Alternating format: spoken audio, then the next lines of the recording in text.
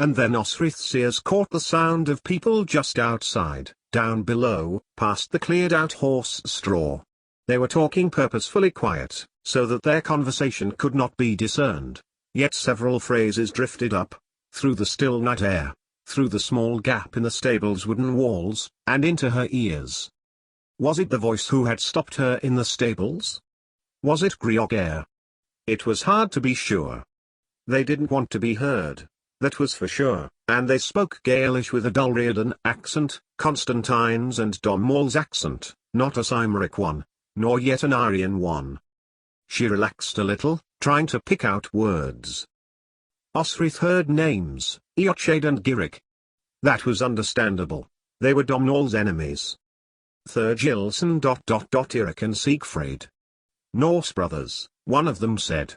A shuffling below her feet in straw drowned out more phrases, but ones which did catch her ears were of more Danes, ones whose names she did know, ones which haunted her, Kjartan. Sven. And then Elfric. Osrith sat up. Kjartan and his son killed? That was fine news indeed. And that Ivar Rivarsson was king in the Othwic, and another king, one said, on the Cumbraland throne, Guthred Hearthknut. And what was her uncle to do with anything?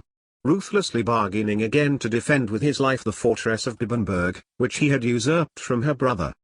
Her younger brother, Elfric's son, would be a young child now, perhaps 3. He would soon be trained in war, but also, in mind, that Bibbenberg was his own.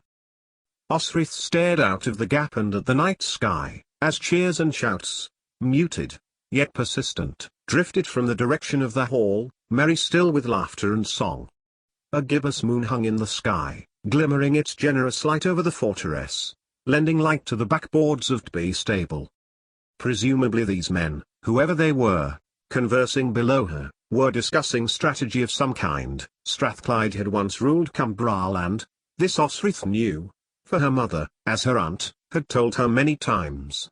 Presumably any king of Cumbraland would wish to ally himself to Strathclyde's enemies, to secure his land. It was what she would do, Osrith thought, as a shiver of fear she would be discovered. She lay down in the straw, wishing she hadn't, for the pain in her ribs stabbed into her chest muscles. She was glad, Osrith thought, as she tried, but failed, to catch more words from the secretive speakers, but heard nothing, so presumably they had gone. Every fight, every success for her lord, Osrith thought, went in her favour, for she fought in Domhnall's name. And then shame overcame her. She should be thinking about was escape, now she knew where her brother was. But why? Osrith's mind wrestled with the reasoning in the darkness. She was a success in her own right, she was good at fighting. She had proved she could escape, she had escaped from Bibbenberg, through her left hand was now crippled from the arrow that had passed right through it coming from her uncle's bowman. Reason gave way to memory as a vision. Of the dress she had worn at her mother's funeral, the same given back to her on the night before her escape, the night before she was to be handed over. Of the monstrous face of Sven Kjartansson, whom Elfric had promised her in marriage to, a face she had never seen, but sometimes melded in her unguarded thoughts with the face of the dead leader of the Cambulach family whose eyes glazed in horror as she stabbed him. Osrith opened her eyes. The moon was no longer shining into the hay loft, but instead was nearly overhead. She had slept, but a shiver ran through her body. Neither Fergus nor Tagd were up asleep. Shameful though it was, Osrith really wanted them close by. A bang from the stable door caused Osrith to jump forward, her broken ribs objecting heartily. Was someone there? And, if so, were they seeking her? She got to her knees, not daring to look over to the loft hatch, before took over and she was climbing out of the tiny window, holding onto its sill by her fingers. Fool! Osrith chided herself. She had not thought this through, and now faced the inevitable 6-foot drop onto the straw-strewn ground. However she landed, Osrith knew it was going to hurt. She let go, the still night air pushing upwards and back, opposing her fall as she landed in a heap on the ground. Osrith loosened her steel blade, in its scabbard, to push against the ground with, the jolting to her torso adding more to her already weighty list of injuries. But she did not need to. Strong hands took Osrith's triceps, pulling her to her feet, and she struggled, her instinct to run overcoming her curiosity. But the man held her firm. Osrith's heartbeat began to accelerate, but, if it was to be run through to pay for Kalin Kambulayach's death, she determined she would see his face. Struggling, she took in his features, and blinked at a face she knew. It was Domhnall. "You're shivering," he said, loosening his grip, and guiding her by her arm closer to the stable building. "Domhnall!" Osrith exclaimed, trying to control the quaking in her voice. "I heard noises in the stable. My sheepskin is still up there." But, she could say no more. A lump had developed in her throat. Angry with herself that she had allowed herself to be scared by men who were meant to be allies. "I was dreaming badly," she panted, gulping the cold night air as he held her still, hearing a tremble in her own voice. She swallowed, catching the sound of a very raucous song being sung in the distance. Clearly the merriment was going strong. "A bad dream caused you to jump out of a window?" Osrith stared at Domhnall, who wasn't mocking her, but instead seemed concerned. "Come, Osrith, walk with me," Domhnall encouraged when she didn't answer and, feeling her shudder again, drawing his own cloak from his shoulders and wrapping it around her. "Thank you," she said, quietly, smiling a little, as they approached the approximate place where the talking men had been. "I was expecting Fergus untagged." Domhnall returned her smile. "Asleep over their table. They were on for drinking. Come on." "Where?" Osrith looked around them. The stable was close to the back gate. Behind them was the hall, and beyond, the harbour. "Come on," he said, gently guiding her elbow towards the rear gate of the fortress, which backed onto a steep escarpment of granite, the rocks sticking out from the steep incline and overhanging the burn. Osrith was not normally bothered about the night, but that night the sharp, angular cliff face seemed to loom over her, its shadows being cast onto the floor by the moon, making the narrow river seem beguilingly sinister, as if other people, who might have sought this body of water and been taken through its surface into some terrible place. Wind rushed down the glen, and Osrith turned to look in the direction of the mountains. Then, she looked away, and back towards the stable. Perhaps the horses were having the best of it right now. "May I say," Domhnall said, unexpectedly, stopping before Osrith, "how sorry I am for my maltreatment of you." He bowed his head, looking to the blackness of the granite path. "I am convinced the man who has come with his cousins in exile his land cannot be the same man who treated me soil," Osrith ventured, putting a hand out to him, resting it on his shoulder. Domhnall breathed out a quick sigh in reply, but otherwise said nothing, his eyes fixed on the darkness. "I do sincerely accept your words, Lord," Osrith replied, and Domhnall raised his head, his long black hair framing his face on each side. "And I thank you for that day you saved my life. I would have drowned, otherwise." Domhnall took her hand, lowering her arm, then put a hand of his to her own, to her uneven hair, touching the strands that had grown longer, into the nape of her neck over the last few months since he and Don Shada had hacked off her braid and burnt it, after Flan Sinner's high kingship accession at Dara. Osrith shivered, not from the memory, but from the scar formations, and the rushing wind, as if a living being had charged through her. Domhnall withdrew his hand from her neck quickly and instead, offered it out to her. "Shall we walk?" Towards the harbour they went, following the burn before it broadened into a delta and became the sea. The moon reflected its light off its surface, broken into lines periodically by the northern sea's waves. "Do you miss your family?" Osrith asked, when the boats that had brought them came into view. "I miss the children, I miss the boys, especially my little brother, Neil." He chuckled quietly to himself. "I never do think I have seen a child as grubby as he can get. What sort of child will he become, I wonder?"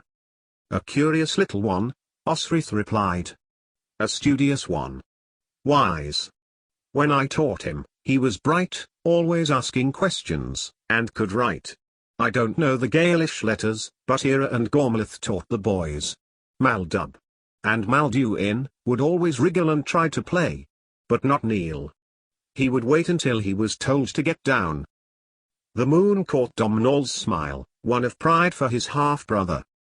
You defended them so well, Osrith, the day. It's I who should be thanking you. You fought so well, you knew exactly what to do to protect them. Domhnall's warm voice changed, suddenly. Then, I saw you creep away. I believed you to be a spy, perhaps for the Allied.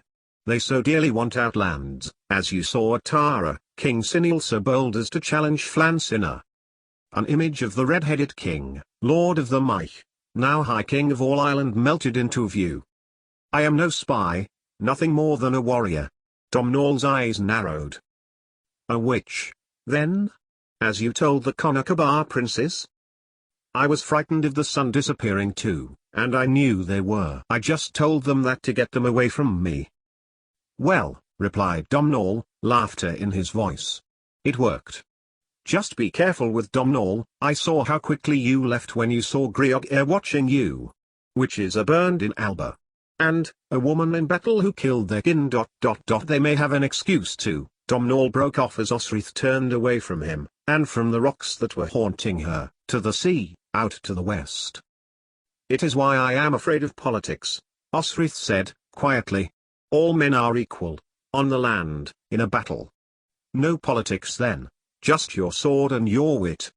And the hope that your lord has done his job properly and positioned you well, has assessed the enemy's weaknesses, used his strengths to his advantage. That's politics. He looked across to Osrith's pale face in the moonlight. You were no spy, and when I saw what those bastard Allied were doing to you, I could not leave you to drown. I had been following you as you caught the squid for Muir, how you defended Constantine and lost your sword, so I wasn't altogether sure. And then, at Tara, I was so angry you were not a spy, just a woman, that I wanted my man to fight you, and when he defeated you, to kill you. I defeated him, and I would have killed him, Osrith retorted. Poor show if you trained him, he had very little anticipation. He was stronger than you, Domhnall replied, wryly. You watched. Of course. I put up the sword. Vue, Osrith replied, closing her hand instinctively around its rough handle, forged to give their warrior grip another edge, so to speak, in a battle. Domhnall's sword. She had fought against it, once, using Constantine's blade. Men are usually stronger than me. I have to take care, be cunning. I didn't, that day. An impulse of silence passed between them. Apart from Muir, none of the men had made mention of her action to remove the child using heathen knowledge. Maybe they didn't know. Osrith was frequently surprised how little men knew about things so obvious. And you are no witch? If I were, I would wish to wake as a man tomorrow. It is God that wills me to fight. These last words came unexpectedly to Osrith's mouth, but once she had spoken them, she knew she spoke the truth. I cannot describe it more than that. My fear leaves me. It is no darkness that compels me. I am Osrith, I am a warrior. I fight for my lord, and I fight for God. And you fight well. That day, I could not very well leave the victor's sword on the beach now, so I plunged it into the nearest Allied. Unfortunately, he lived, and he is, thanks to my stepfather, bedding my poor cousin, Gormlath. I could do no more, but put you straight and take you back. Constantine was there, Osrith remembered, a vague and misty memory, like a heat haze over moorland in summer. He was scared, Domhnall replied, misunderstanding her. He did not pick up your sword and fight because he was afraid of doing so, because if he took a long time about it, you would drown, and if he didn't he couldn't get to you, anyway. He tried, Domhnall added. I didn't question Constantine's bravery, Osrith protested, pulling her arms to herself. Domhnall held out a hand. She took it and they continued down the rock-strewn beach towards the boats. Domhnall's hand was warm, Osrith noticed, though was glad no one else was around. They walked as equals, and when Osrith thought back to her earliest memories of Domhnall, it was never him attacking her at Tara, always of them talking, like equals, like friends. You should question Constantine, Domhnall scorned. If he doesn't learn, one day he will lose good men on the field. He is too proud. He needs more humility, and to respect a battle before he can direct it. and to direct it he needs to be at the front, seeing it from the warrior's view. He is a, go on, men leader, rather than, come on, men. Osrith knew what he meant. She had only ever known lords who stood next to their warriors. Constantine's father, Domhnall. Flann, too, though she had been nowhere near his quarter on the day the Norse attacked the monastery, had stood by his front row and led his men to beat back the enemy. But Constantine was young yet. He was shrewd, Osrith knew, for she had been on the end of many of his tricks. At the moment, though, was he his cousin? Or his father? Maybe when he had men of his own to command, then it would be seen whether Domhnall was right. When she said this aloud, Domhnall laughed. Maybe. We must see who is right. You have a lot of faith in him. So, Domhnall suggested, if your wish came true, and you woke up tomorrow with a pair of balls, what sort of leader would you be? I will be like you, Osrith returned the compliment. Slow to chide, a model of a warrior. Disciplined. Inspiring of loyalty. Domhnall snorted wryly. Someone to stand next to who would defend my life, that inspires men to defend yours. That's what a lord is. Domhnall puffed out a breath at her words. I will not be a lord until I have found my sister. Ethne, Osrith supplied, drawing Domhnall's wool cloak closer about her. Ethne? Domhnall repeated her name. There was sadness in his voice. No matter what state she is in, I won't give up, unless she is dead. He turned his head to Osrith in the moonlight. She was barren, she had no children, not one. But, how cruel a fate to be packed off like a chattel to a slaver, though. Many a royal has ended that way, fallen asleep after a night of drinking and awoken at the bottom of a ship with a face of cold water, limbs in chains. His humour quelled and he fell silent again. Flann planned it, of course, him and Domhnall, for the support it would give him. If I only knew who'd taken her there. It was a genius stroke going to Tara to be married at the festival, the slaver never comes for only one, and, Domhnall broke off as Osrith gripped his forearm. The long night she had spent in the trees outside the monastery at Armagh. Don Chada was the ... He was with someone, but who? Not Flann, for his voice was different to that which she remembered. Don Chada, Osrith hissed. I once heard him say to someone how angry you would be if you knew what they were going to do with her ... It fits, if he meant Ethne. Where did you hear this? Domhnall shot back at her, sharply. As we travelled to Kells, after your father's funeral. Domhnall let out a deep sigh. Domhnall and Don Chada, he concluded sadly. In the darkness Osrith stared at Domhnall. Domhnall is involved. Osrith gasped, as Domhnall slapped a hand across her mouth.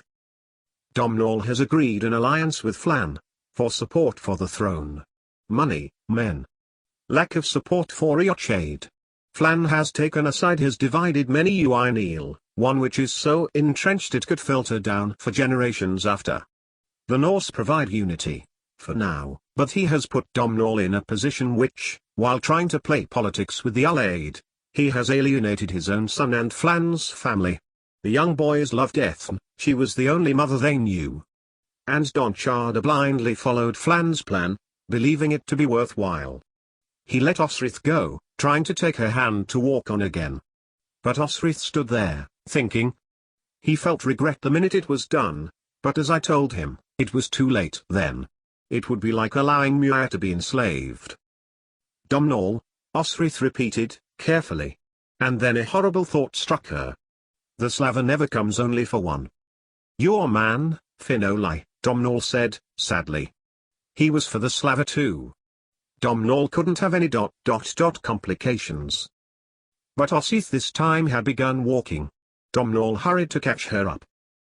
Now, don't you cry, so, he began, but Osrith turned to him in the moonlight. But she wasn't crying, she was laughing. And, what is so funny? Osrith couldn't gauge his tone and made herself calm her mirth.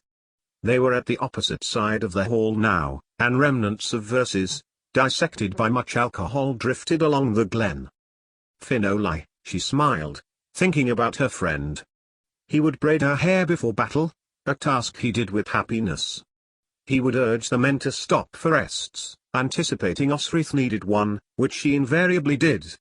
He would help Fergus with his swordmanship and play stones with Tagged.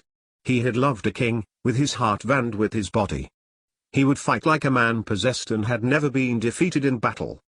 But, like Ethne, Finolai had been defeated by politics. And now, it was the realization that the men who had taken Finolai that morning had not been careful enough, for he had escaped, with her help. I followed him, Osrith recounted, remembering the high trees which almost hid the beach from view. I got him free of the cage, I gave him silver, Domhnall. He escaped. Domhnall stared at her, as if she were lying. I saw Ethne. An owl hooted again as Domhnall drew himself still. Truly? His face was a conflict of disbelief and rising hope. Osrith grinned. Truly. She was fighting the men, shouting she was Queen of Dara. And then, suddenly, Domhnall Macedo drew Osrith close him, wrapping his arms around her body, and kissed her. As suddenly as his lips met hers, he drew away again. Osrith's chest throbbed from her damaged ribs. Then your kind act has saved not just your friend but my sister, Domhnall declared, and Osrith could hear the overwhelming happiness in his voice. That would have been her. It's so like her. And now I know, thanks to you, which slaver it would have been. I should be able to find it, and recover her.